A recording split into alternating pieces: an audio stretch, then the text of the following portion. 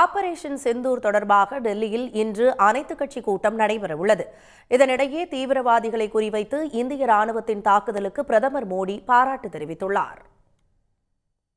பாகிஸ்தான் மீதான இந்தியாவின் தாக்குதலை தொடர்ந்து இரு நாடுகளுக்கிடையே போர் பதற்றம் அதிகரித்துள்ள நிலையில் டெல்லியில் இன்று அனைத்துக் கட்சி கூட்டம் நடைபெற உள்ளது.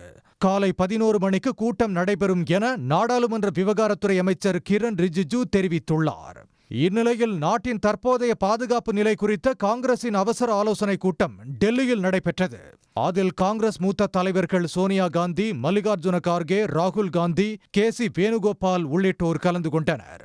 தொடர்ந்து செய்தியாளர்களை சந்தித்த ராகுல் காந்தி பாதுகாப்பு படைகளுக்கு முழு ஆதரவு அளிப்பதாக தெரிவித்தார். पूरा समर्थन, full support to our forces, best wishes to them, much love to them, complete support from the Congress party and the Congress working committee. இன்று நடைபெறவுள்ள அனைத்துக் கட்சி கூட்டத்தில் காங்கிரஸ் கலந்து கொள்ளும் என்றும் அவர் கூறினார். இதனிடையே எல்லையோர மாநிலங்களின் முதல்வர்கள், தலைமைச் செயலாளர்கள், டிஜிபிக்களுடன் உள்துறை அமைச்சர் அமித்ஷா ஆலோசனையில் ஈடுபட்டார்.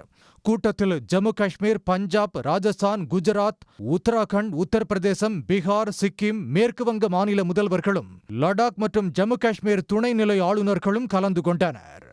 உடனுக்குடன் செய்திகளை தெரிந்து கொள்ள சன் நியூஸ் பெல் ஐகானை கிளிக் பண்ணுங்க.